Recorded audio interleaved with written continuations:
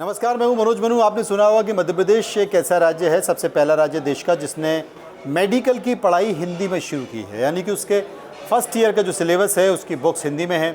और लंबे समय से इस बात को लेकर मांग चल रही थी। 2020-21 में भी ये बात थी, लेकिन केंद्र ने इसकी परमिशन नहीं दी। लेकिन अब शुरू हो चुकी है और ख़ास तौर पर मध्य प्रदेश, छत्तीसगढ़, राजस्थान, उड़ीसा ऐसे राज्य हैं, बिहार ऐसे राज्य हैं जहाँ पर हिंदी अंग्रेज़ी यहाँ पर कम है। यहाँ कहे कि पढ़ाई लिखाई या स्कूलों में भी अंग्रेज़ी नहीं है, इसलिए यहाँ के छात्र थोड़ा उनका अंग्रेज़ी में हाथ तंग है, ऐसा बोल सकते हैं।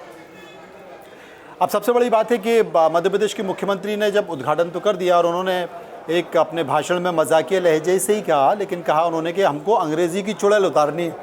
ये गाँव में कहावत होती है ना कि किसी चीज़ को उतारना है तो अंग्रेज़ी की चुड़ैल उतारनी है। और अब डॉक्टरों को भी पर्चा श्री करके लिखो और पर्चा लिख दो। तो पहले RX करके लिखा जाता था। तो मध्य प्रदेश के डॉक्टरों की लंबी सी कतार आ गई है। अब डॉक्टर पर्चा लिख रहे हैं, उस पर श्री लिख दिया, ओम बना दिया और पर्चा शुरू। अब हो सकता है आने वाले समय में जय श्री राम, जय बजरंगबली, जय माता दी टाइप की चीज़ें भी चलने लगे।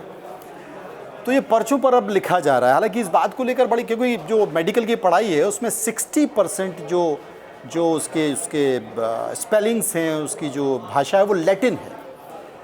अब कैसे हो पाएगा समझ में नहीं आता। मुझे लगता है कि आगे आने वाले समय में संकट भी हो सकता है। संकट इसलिए भी हो सकता है क्योंकि जब ये बच्चे पढ़ेंगे तो इनको तमिलनाडु, हैदराबाद, तेलंगाना, नॉर्थ ईस्ट में तो नौकरी मिलेगी नहीं, क्योंकि ये तो हिंदी में कोर्स किया होंगे।